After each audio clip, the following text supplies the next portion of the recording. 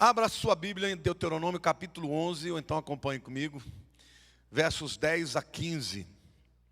Porque a terra que passais a possuir, não é como a terra do Egito, de onde saístes, em que semeáveis a vossa semente, e com o pé a regáveis como a uma horta. Mas a terra que passais a possuir é terra de montes e de vales. Da chuva dos céus beberás as águas. Terra de que cuida o Senhor vosso Deus. Os olhos do Senhor vosso Deus estão sobre ela continuamente, desde o princípio até o final do ano. Se diligentemente obedecerdes a meus mandamentos, que hoje vos ordeno, de amar o Senhor vosso Deus e de o servir de todo o vosso coração e de toda a vossa alma, darei as chuvas da vossa terra a seu tempo, as primeiras e as últimas, para que recolhais o vosso cereal, e o vosso vinho, e o vosso azeite. Darei erva no vosso campo aos vossos gados, e comereis e vos fartareis. Glória a Deus.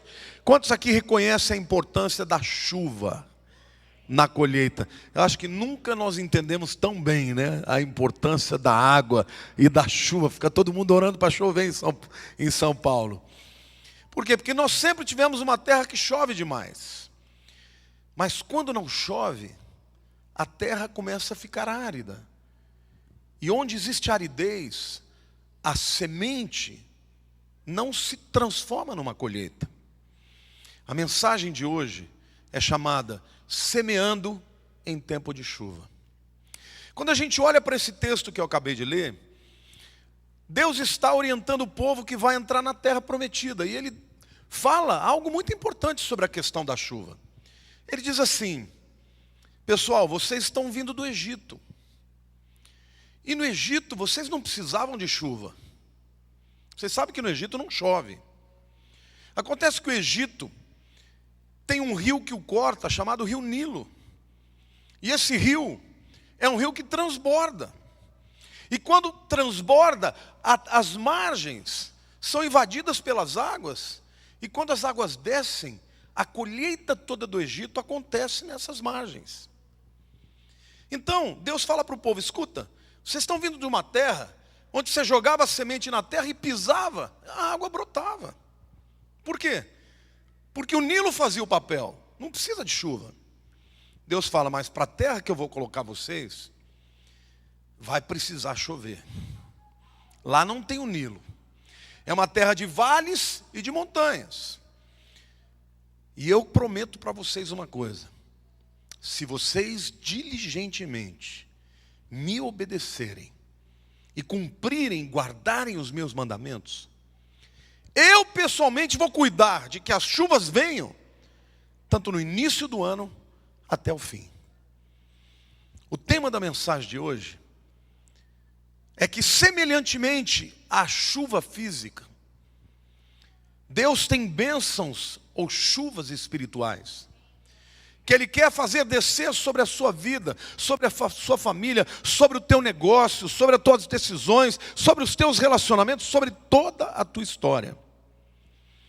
E hoje eu quero dizer para você que há também alguns segredos que nós podemos aprender para que façamos chover as bênçãos de Deus sobre a nossa vida. Olhe para a pessoa do teu lado e diga: você pode fazer chover sobre a tua história.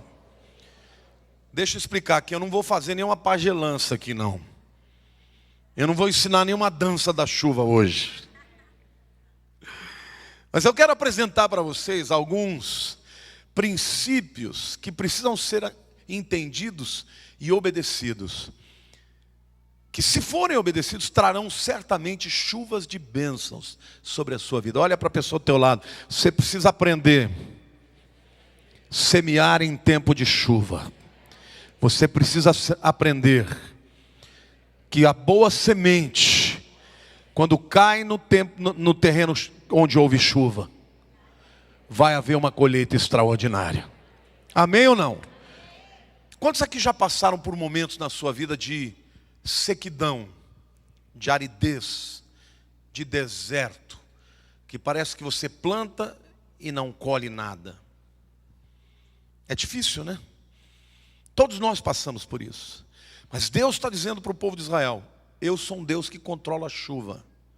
E hoje Ele está dizendo para você: eu sou um Deus que controlo as bênçãos sobre a sua vida. Esta palavra é uma palavra muito prática. É uma palavra que você pode entender sem fazer força.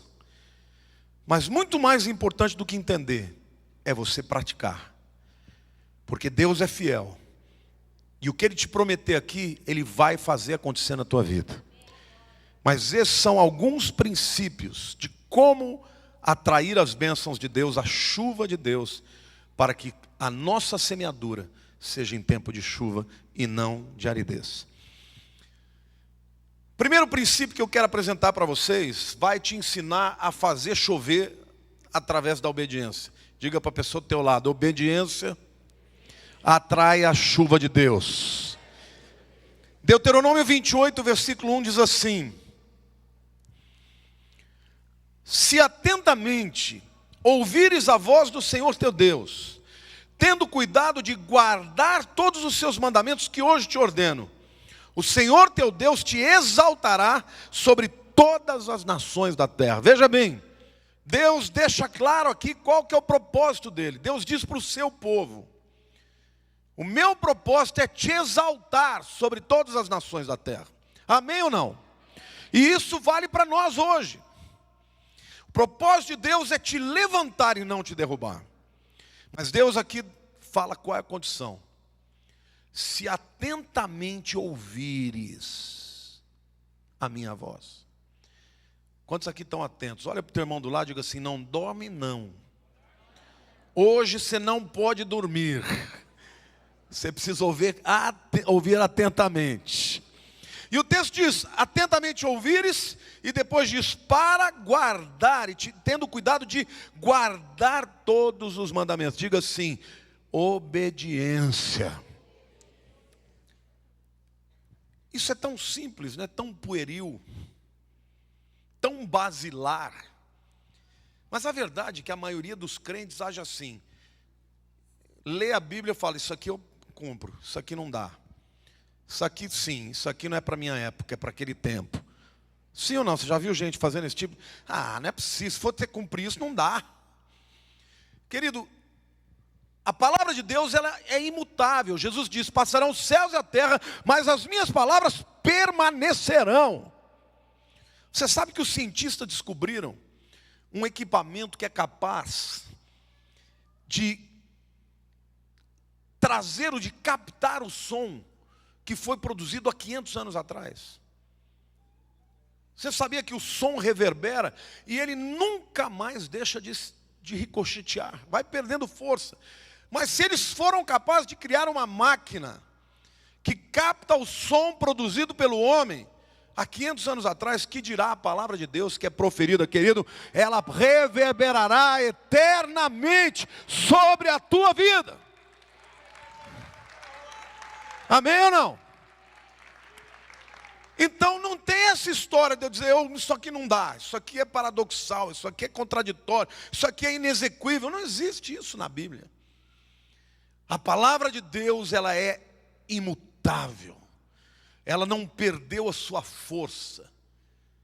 Ela não se tornou obsoleta. Ela ainda opera. E Deus está dizendo o primeiro segredo: se você atentamente ouvir e guardar os meus mandamentos com diligência, eu vou fazer de você um povo exaltado sobre todas as nações da terra. Deus não precisa de circunstâncias. Deus não precisa de elementos favoráveis para te levantar. Às vezes você está achando que a tua promoção vem de uma pessoa, vem de um homem. Deus usa as pessoas, mas a promoção vem do Senhor. E quando aquela pessoa de quem você espera não é fiel, Deus vai levantar outra pessoa para cumprir o seu propósito na tua vida. Amém ou não? A primeira lição que você precisa entender para atrair a chuva das bênçãos é viver uma vida de obediência. A obediência atrai a bênção de Deus. Quando Deus chamou Abraão e disse: Abraão, você vai deixar a tua terra, a terra da tua família, você vai deixar os teus negócios, a tua empresa. O pai de Abraão, Terá, ele tinha uma indústria de ídolos. Ele fazia ídolos para as pessoas adorarem. A cidade de Ur dos Caldeus tinha 200 mil habitantes, era uma metrópole daquela época. E Deus chega para ele e fala: escuta, meu amigo, vem cá, eu vou te mandar para um lugar. Pois não, Senhor, para onde? Não te interessa. Agora você não vai saber, você só vai saindo. Se fosse hoje, as pessoas iam dizer: não vem de Deus, está amarrado. Não tem coerência. Não dá para obedecer isso. Como é que Deus me manda e não diz para onde? Querido, Deus faz ainda assim, viu? Pode começar a entender que muitas vezes o que Deus vai te mandar fazer não tem senso humano, vai parecer loucura, vai parecer um paradoxo, vai parecer contradição, mas Deus está dizendo: obedece os meus mandamentos, que vai chover na tua vida. Abraão obedeceu, passou a vida obedecendo, e hoje é conhecido por nós como o pai da fé. Pergunta se a recompensa de Abraão foi pequena ou foi grande. Enriqueceu, foi abençoado, onde ele entrava, a bênção de Deus entrava com ele, até quando ele cometia os erros, porque ele era humano, até quando ele errava, Deus era com ele. Abraão entrou na terra do Egito e Abimeleque, o rei, o faraó, achou a mulher dele bonita. Ele disse para ela: ó, você diga para ele que você é minha irmã, porque se você disser, ela era minha irmã dele, mas se você disser que você é minha mulher, eu estou ralado, ele vai me matar. E quando a gente vai lendo as escrituras, a gente percebe que começou a vir doença sobre todo mundo que estava em volta do rei. E ele chegou no Abraão e falou: você é louco, o que você fez? Você escondeu que ela era sua irmã? E você escondeu que ela era sua mulher? Sabe o que Deus ainda fez para Abraão? Devolveu a mulher dele, mandou ele embora cheio de riquezas, cheio de presentes, porque a bênção de Deus estava com ele. Abraão era um homem obediente. A gente obedece não quando a gente está com vontade. Eu me lembro quando eu era criança, tinha uma ordem que minha mãe me dava que eu detestava. Tinha duas, aliás, eu detestava quase tudo. Mas tinha algumas que eu não gostava. Uma que eu não suportava era tomar vitamina com ovo. Tinha que tomar todo dia, porque acreditem ou não, eu era magrinho. Acho que comi tanta vitamina com ovo que ficou armazenado para o resto da vida. Detestava, ela dizia, para você crescer. E outra ordem era: Lamartine, vem tomar banho. E eu na rua jogando bola. Para que banho, mãe? Deixa eu jogando bola aqui com meus amigos. Mas a gente tem que obedecer, né? Mesmo quando a gente não tem vontade, tem que obedecer a ordem do pai e da mãe. Mas sobretudo tem que obedecer a vontade de Deus. Amém? É muito importante você entender o princípio. A obediência atrai as bênçãos. A obediência é uma forma extraordinária de mexer e de mover o coração de Deus para que Ele derrame as suas bênçãos sobre nós. Segundo princípio que nos ensina a fazer chover é que nós podemos aprender a fazer chover através do conhecimento. Diga para a pessoa do teu lado aí: conhecimento é tudo. Tem muita gente que não entende o valor do conhecimento. Mas Oséias capítulo 4, versículo 6 diz assim: o meu povo está sendo destruído porque lhe falta o conhecimento. Porque tu, sacerdote, rejeitaste o conhecimento, também eu te rejeitarei para que não sejas sacerdote diante de mim. Visto que te esqueceste da lei do teu Deus, também eu me esquecerei dos teus filhos. Quando houve a divisão das tribos, houve uma cisão, uma guerra civil. 10 tribos foram para o norte com Jeroboão, e 2 tribos ficaram no sul com Roboão, o filho de Salomão.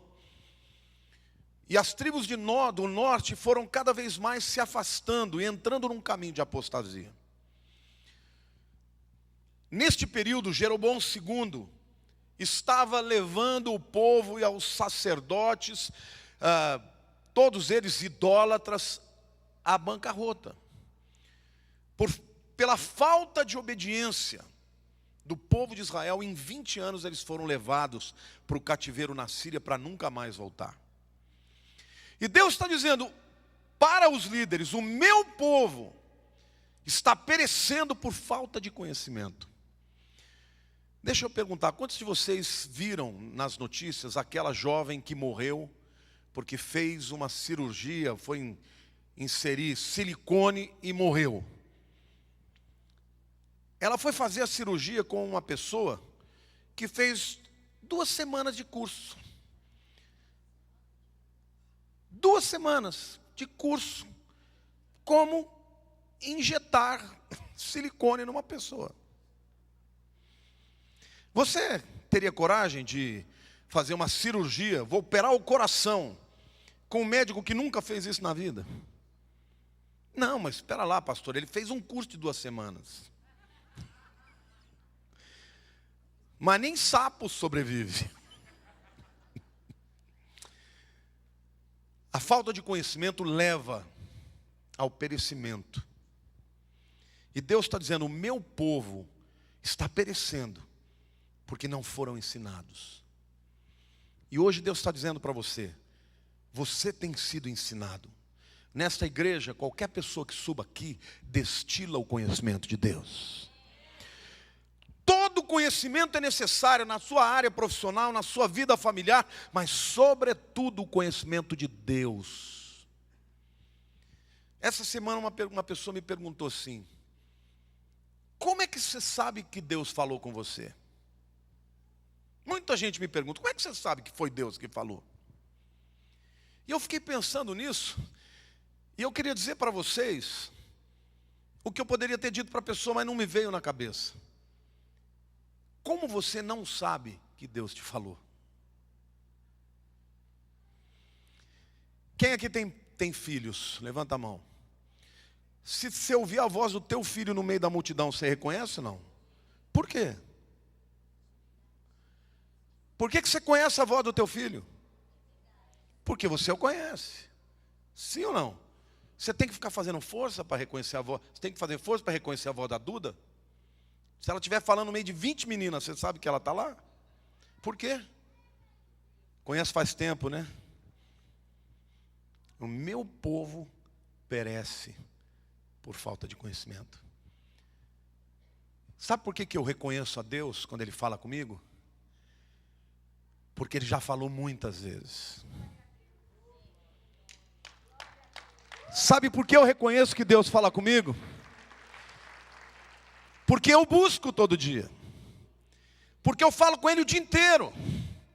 Porque quando eu estou fora da vontade dEle, estou fazendo uma coisa que Ele não quer que eu faça, Ele grita no meu ouvido. Sabe como você vai conhecer a voz de Deus? Se você o buscar, se você o amar, se você tiver intimidade com Ele, se você ler a sua palavra, se você falar com Ele todo dia. Você vai reconhecer a voz de Deus, mesmo quando Ele estiver dizendo algo que você não quer ouvir. Você vai saber que é Ele. Porque quem o conhece, reconhece a sua voz. Jesus disse: as minhas ovelhas reconhecem a minha voz. Pode vir qualquer um e chamar as ovelhas no pasto, elas não dão ouvidos. Mas quando vem o pastor e diz: vamos, está na hora de dormir, vamos, as ovelhinhas começam tudo a juntar. Você precisa conhecer a voz de Deus. Você precisa conhecer a Deus. E ninguém conhece a Deus se não se debruçar na sua palavra, se não tiver uma vida de oração. No começo, a voz dele vai parecer algo diferente. Será que é Deus? Será que não é? Mas depois de 10, de 20, de 50 experiências, você vai saber de cara que Ele está dizendo para você: não entra por esse caminho, cuidado com essa pessoa, não faça esse negócio, Sai daí, esse não é o lugar que eu tenho para você. E você vai saber que Ele falou com você. Sabe o que vai acontecer com você? Você vai evitar os contratempos, as derrotas, as quedas, porque o Senhor vai te livrar disso. Amém? Glória a Deus. Quantos querem atrair a bênção de Deus para a sua vida? Aprenda a conhecer, sobretudo conhecer a Deus. Quem conhece a Deus não anda por caminhos escusos. O reino de Deus está muito interessado em transmitir conhecimento. Deus não quer que você pereça por falta de conhecimento. Deus quer que você saiba tudo a respeito dele. Jesus disse para os seus discípulos: não vos chamo de servo mais, mas de amigos, porque eu contei tudo para vocês, o que o meu Pai me contou. Amém? Deus sempre esteve interessado em transmitir o conhecimento. Hebreus capítulo 1, verso 1 diz: tendo Deus outrora falado muitas vezes, de muitas maneiras, aos pais, pelos profetas, nos últimos dias nos falou pelo Filho. Não existe maior conhecimento de Deus do que através da pessoa de Jesus. Filipe certa vez perguntou para Jesus: Jesus, revela-nos, mostra-nos o Pai. Ele disse: Filipe, quem me vê, vê o Pai. Se você conhecer Jesus, você vai conhecer o coração de Deus. Amém? Conhecer a Deus, buscar a Deus nas madrugadas, buscar a Deus na solidão, buscar a Deus de manhã quando você levanta, buscar a Deus quando você estiver no trânsito dirigindo. Todo dia eu faço uma oração para Deus. Eu falo: Senhor, o que o Senhor quer da minha vida? Eu falo: Deus, como eu posso ser instrumento da Tua glória nesse mundo? Todo dia.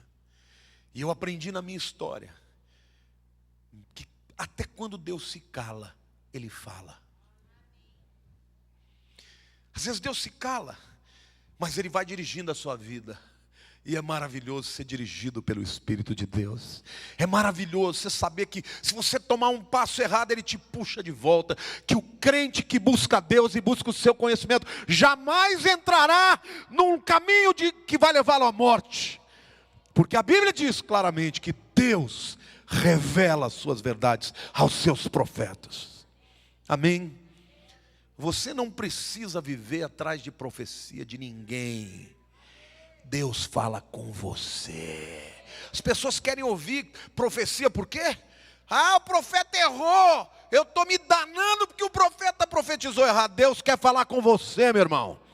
Quando você for fazer um negócio, é você que tem que ouvir de Deus. Não vai atrás de palavra de profeta, não. Vai atrás do Deus falar com você. Porque Deus vai te guardar dos erros, amém? Pastor, você está dizendo que Deus não usa profeta? Usa. Mas o profeta tem que ser aquele que vem depois de 20 mostras de Deus. É isso, é isso, é isso. Aí vem o profeta e fala aquilo que você já sabia. Conhecer a Deus é a coisa mais importante que você precisa fazer na tua vida. Buscá-lo todo dia, em oração, na leitura da Bíblia. E quando a gente conhece a Deus, a gente atrai a chuva das suas bênçãos para a nossa vida, amém? Terceiro princípio que nos ensina a atrair as chuvas de bênçãos é o perdão. Isaías 43, versículo 18 diz assim, presta atenção, meu querido, que isso aí vai pegar 100% das pessoas daqui. Não vos lembreis das coisas passadas, nem considereis as antigas. Você é daquele tipo de pessoa que gosta de remoer passado? Eu perdoo, mas não esqueço. Está perdoado, mas se fizer de novo, eu corto a cabeça. Se você andar por esse método, você não vai ser feliz. Porque quem perdoa está livre. Satanás é o acusador, ele sempre vai querer botar o dedo na ferida, mas o Espírito Santo quer fechar a ferida. Entenda uma coisa, você entrou no reino de Deus pelo caminho do perdão. Se Jesus não te perdoasse, eu e você estaríamos no inferno, sim ou não? Quem você precisa perdoar? Seu pai, sua mãe. Os pais são imperfeitos, e o dia que você tiver filho, você vai ser também. Tem que perdoar o pai quando errou no passado, perdoar a mãe quando errou no passado, e dar a eles a oportunidade de começar de novo, como Deus faz conosco, amém ou não? Imagina se Deus falasse, eu perdoo, tudo bem, não vai para o inferno, mas vai ficar no purgatório. A gente quer o céu, você não quer outra coisa. Quantos aqui querem o céu? Só tem um jeito de sair para o céu, através do perdão. E a Bíblia diz que Deus perdoa de maneira que Ele lança os nossos pecados nas profundezas do mar e deles não se lembra mais. Querido, será que Deus tem Alzheimer? Como é que Deus que sabe tudo pode esquecer? Significa que você está liberado, não existe mais. O segredo de ter uma família abençoada é o perdão. É reconhecer que se você falhou para com outro, e o outro falhou com você, ambos falharam muito mais para com Deus. Esse é um critério que eu uso.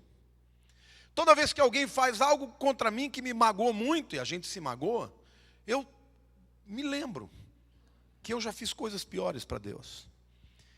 E Ele me perdoou. Jesus ensinou o caminho. Perdoai as nossas dívidas, assim como nós perdoamos aos nossos devedores. Quantos aqui não perdoam, têm dificuldade de perdoar? Jesus está dizendo, assim como nós perdoamos aos nossos devedores. Foi Jesus que ensinou. Perdoar significa, eu te dou uma nova chance. Eu acredito que você vai fazer diferente. Eu acredito que Deus está fazendo algo novo na tua vida. Querido, quem é capaz de crer desse jeito e de liberar perdão é feliz. Só aí a reconciliação vai ser verdadeira entre o filho e o pai, entre o marido e a mulher, entre o amigo e o amigo que romperam o relacionamento. Só assim. O diabo vai sempre contabilizar, vai trazer as lembranças, dizer, olha, cuidado, está fazendo de novo, não mudou nada. Mas Deus fala, não, filho, eu estou fazendo uma obra, você está vendo semelhanças do passado, mas eu ainda estou trabalhando, amém ou não? Olha para a pessoa que você precisa perdoar e creia que Deus vai completar a obra, Ele só está começando. Mas quando você perdoa, as bênçãos de Deus virão, a chuva de Deus cairá torrencialmente sobre a tua família, sobre a tua vida, sobre os seus relacionamentos, amém? O perdão é fundamental. Jesus na cruz liberou o perdão para os pecadores e nos transformou em adoradores. Primeiro Ele nos perdoou, depois fomos transformados em adoradores. A Bíblia diz que quem muito é perdoado, muito ama. Quem mais ama é quem mais foi perdoado. Você vê uma pessoa que ama demais Jesus, você pode saber que já pisou muito na bola. Porque essa é uma relação direta, relação de gratidão. A gratidão está no tamanho do perdão. Você quer uma esposa amorosa, perdoe as pisadas na bola que ela deu. Você quer um marido amoroso, perdoe as pisadas na bola que ele cometeu. Você quer um filho transformado, perdoe os seus filhos. Você quer um pai abençoado, perdoe o seu pai, amém ou não? O diabo odeia o perdão, porque ele é legalista. Aliás, o diabo é um advogado. Nada contra os advogados, tá? Por que ele é um advogado? Porque ele conhece a lei. Ele age em cima da lei. Ele precisa de uma brecha da lei para entrar na tua vida e fazer um escambau. Ele não entra na sua vida se ele não tiver legalidade. Então ele conhece a lei. mas nós estamos debaixo da graça de Jesus, amém? Porque a graça de Jesus quebra o poder da lei que condena. A graça de Jesus é o perdão. Então é isso que Deus quer que você entenda. Ande debaixo do perdão. Trate o seu semelhante como você gostaria de ser tratado. A gente quer ser tratado com graça, mas quer agir com justiça para quem é conosco. Querido, a justiça tem a força da lei. A graça é o fundamento do perdão. Se você agir com graça e com perdão, você vai atrair as bênçãos de Deus para a sua vida, para os seus relacionamentos. Quarto princípio para atrair as chuvas de Deus, as bênçãos de Deus sobre a nossa vida, é a persistência. Atos capítulo 2, versículo 2, a Bíblia diz assim: de repente veio do céu um som como de um vento impetuoso, e encheu toda a casa onde estavam assentados. Jesus ressuscitou e ficou 40 dias andando com os discípulos. E antes de subir para o Pai, ele disse: olha, vocês fiquem em Jerusalém, até que do alto sejais revestidos de poder. A Bíblia diz que mais de 500 pessoas viram Jesus ressurreto. Mas os dias foram passando e alguns foram indo embora. Não aconteceu nada. No primeiro, no segundo, no terceiro, no quarto, foram indo embora. 10 dias depois, houve o batismo do Espírito Santo para todos que estavam lá. Quantos eram? 120, faz as contas. Se havia lá 500 pessoas que receberam a promessa de serem revestidos de poder, e 120 foram batizados no Espírito Santo, quantos foram embora? Pelo menos 380. Qual a diferença dos que ficaram dos que foram?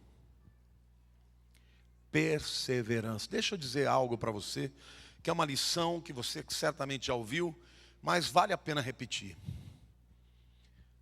O prêmio pertence aos perseverantes. Diga para a pessoa do teu lado: a recompensa pertence aos perseverantes. Não são os mais inteligentes, os mais bem dotados, os mais talentosos, os mais capazes, os que recebem a recompensa. São os que perseveram. A Bíblia diz assim: ser fiel até a morte, e dar-te-ei a coroa da vida. Não adianta, meu irmão, você ficou a vida inteira na igreja. Um dia antes de você ser levado para o céu, você fala: não quero mais, esse negócio não deu certo. Vai para o chilindró. Para o chilindró. Tem que ser até o fim. Olha para a pessoa do teu lado e diga: perseverança. Diga assim: vai chover na tua horta, meu querido, mas você tem que ser perseverante. Amém ou não? Isso vale para o empresário que começa um negócio, enfrenta a luta e tem vontade de desistir. Isso vale para o jovem que vai prestar o vestibular e que está com vontade de ir para a balada ao invés de estudar. Muitos vão para a balada, os que ficam estudando vão passar nas melhores faculdades, os que vão para a balada vão para as piores. Olha para a pessoa do teu lado: você quer ser levantado? Você quer ser cabeça e não cauda? Diga: perseverança. Diga: não vai ser fácil, mas persevera. Querido, se alguém vier te oferecer um negócio assim: olha, entra comigo nesse negócio, porque vai ganhar dinheiro fácil, pula fora. Porque nada que vai durar é rápido, nada vem facilmente. Se for dinheiro fácil, é droga, ou é tráfico, é trambique. Esse é o princípio que vale para qualquer área da sua vida. Você casou com aquela mulher que você achava maravilhosa e de repente ela não é aquela. Aí a pessoa já quer mudar de esposa. Persevera, ela vai melhorar. Persevera, o homem vai melhorar também. A perseverança, querido, é digna de recompensa. Porque a pessoa está lá um dia, está no outro também. E olha, a verdade é que nós todos somos volúveis, todos nós temos sentimentos que variam. Sim ou não? Tem dia que você levanta, você está morto de paixão pela tua esposa. Tem dia que você quer esguelar ela. Não eu, claro.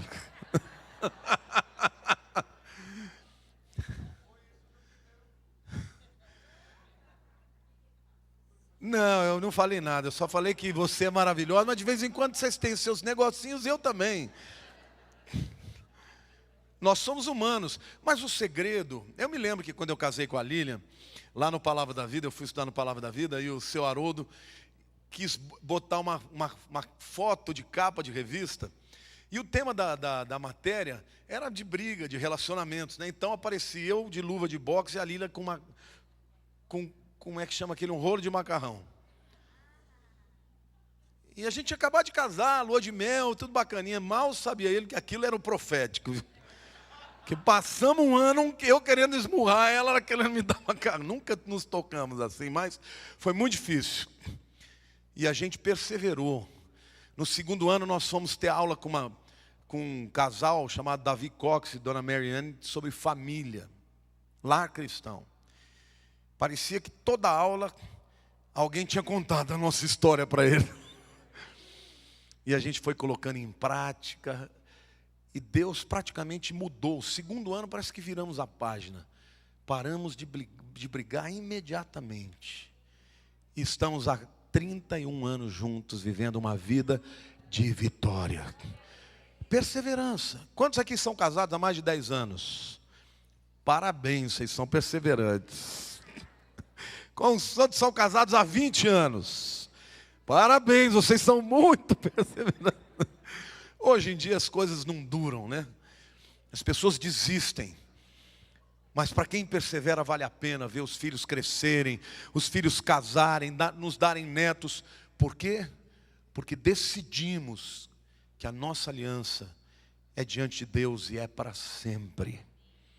Perseverança certamente atrairá as bênçãos de Deus para a sua vida. E o último princípio, queridos, que eu quero apresentar para você hoje, que nos ajuda a trazer as chuvas de bênçãos de uma maneira extraordinária, é o louvor. Salmo 22, aliás, o Salmo 22 é o salmo mais messiânico. É o salmo que mais retrata a pessoa de Jesus. Mas ele é aplicável a todos nós. Versículo 3 diz assim: contudo, tu és santo, entronizado entre os louvores de Israel. O salmista está dizendo, olha, se levantaram contra mim homens tão furiosos que parecem touros de Bazã. Rasgaram as minhas vestes, se levantaram e se enfureceram, os povos, as nações contra mim. Mas no meio desta declaração, desta luta atroz, ele diz, contudo, tu estás entronizado entre os louvores de Israel. Ele está dizendo, Deus, o Senhor está no trono. Eu não estou desamparado, porque o Senhor está no trono. E o Senhor habita no meio dos louvores de Israel. E Deus está dizendo para você hoje, querido, Deus está no trono e Ele habita no meio dos louvores da igreja. Em outras palavras, quando você estiver vivendo um momento difícil, uma guerra que você não dá conta, enfrentando inimigos maiores do que você, ao invés de murmurar, ao invés de criticar, ao invés de bradar contra Deus, diz, Senhor, eu te louvo, porque o Senhor está no trono, e da minha voz, da minha boca, não sairá murmuração, mas sairá louvor e exaltação, aquele que era, que é, e sempre haverá de ser o mesmo. Eu te adoro, eu te louvo. E a Bíblia diz que Deus habita no meio dos louvores. Quer bênção maior do que você atrair a própria presença de Deus, o trono de Deus para o teu problema? Quando você está no meio daquela guerra, que você não está mais aguentando, adore ao Senhor, porque o trono de Deus virá para o meio da tua guerra. Deus, quando dividiu as tribos, as 12 tribos de Israel, Ele deu orientações muito específicas a Moisés. E uma delas é que em todas as guerras que eles tivessem que enfrentar, uma tribo estaria na frente das outras. A tribo de Judá. Você sabe o que a palavra Yehudá Judá significa louvor. Deus está nos ensinando que a maior arma de guerra é o louvor. Querido, louvor é o principal instrumento para adoecer o diabo. O diabo fica doente quando ele vê um louvor sincero. Quando alguém chora com a alma, mas louva com o espírito. Quando alguém está derrubado nos seus sentimentos, mas decide proferir palavras de exaltação ao Senhor. Deus, tu és grande, tu és poderoso, eu creio que o Senhor está no trono e eu te adoro, a despeito das circunstâncias. Quando alguém faz isso, o inferno estremece. Se o crente entendesse o poder que há no louvor, ele não perderia o seu tempo botando para fora todas as podridões da alma, todo o lixo que Satanás colocou no teu coração. Entre na presença de Deus, confesse o seu pecado e a sua dor, mas comece a liberar o louvor. Comece a liberar, porque o estandarte da vitória, o Senhor é a nossa bandeira. Quando alguém louva e adora, o Senhor vai estender o seu pendão, o seu cetro de poder na sua direção, favoravelmente, e ele vai abrir o mar, ele vai estremecer a terra, e ele vai abalar todos os seus inimigos, cairão diante da tua presença, porque o Senhor é o Senhor da nossa guerra, Ele é o Senhor dos exércitos, e Ele nunca perdeu uma batalha. A sua batalha é a batalha do Senhor. Louve a Deus, louve a Deus, libere palavras de gratidão, amém ou não? Diga: Senhor, eu te louvo, eu me sinto sozinho, mas eu sei que eu não estou sozinho. Senhor, eu te louvo, eu me sinto fraco, mas tu és forte, o teu poder aperfeiçoa na minha fraqueza. Louve a Deus, libere palavras de adoração, e você vai presenciar a formação de nuvens que vão trazer a chuva, que vai molhar a sua terra. O inimigo, ele não quer que você adore, porque a adoração é a rendição total. A adoração é a entrega absoluta. Senhor, eu não sei como eu vou resolver essa situação, mas eu te louvo, porque tu sabes. Amém? Você está me entendendo, querido? Deus sabe. A Bíblia diz que Deus conhece o fim da história no princípio. Então louve a Deus, adore ao Senhor. Não existe melhor maneira de honrar e dignificar a Deus do que na hora da dor, na hora da prova, na hora da perda, na hora da enfermidade, na hora da dificuldade. Adore a Deus. Senhor, eu vou permanecer firme. Eu sei que o Senhor pode estalar o dedo e mudar a minha situação, mas não importa, Senhor, eu estou contigo e não abro. Eu te adoro. E as bênçãos de Deus cairão sobre a sua vida. A palavra de hoje é uma palavra simples. Não tem nenhuma revelação aqui que você não soubesse. Mas ela precisa ser vivida. Você vai sair daqui, durante essa semana, você vai ter levante contra a sua vida. Alguns vão ficar irritados, outros vão ter lutas para enfrentar. E você vai se lembrar da minha palavra. E você vai poder entrar no teu quarto e dizer: Senhor, eu entrego toda injustiça, toda dificuldade ao Senhor. A minha alma espera somente em Ti, Senhor. A minha alma tem sede do Deus vivo. Corre para o Senhor, se prostre diante dEle e deixa Deus se revelar a você. Deixa ele contar o fim da história, que você vai sair de lá como um leão, preparado para pisar na cabeça da serpente, para pisar na cabeça do diabo e dizer: em Jesus eu vou ser mais do que vencedor. Persevera. Até quando? Até o fim, meu irmão. Diga para a pessoa do teu lado: você não tem escolha. Quer ser abençoado? Persevera até o fim, porque Deus é fiel. Você pode aplaudir o Senhor?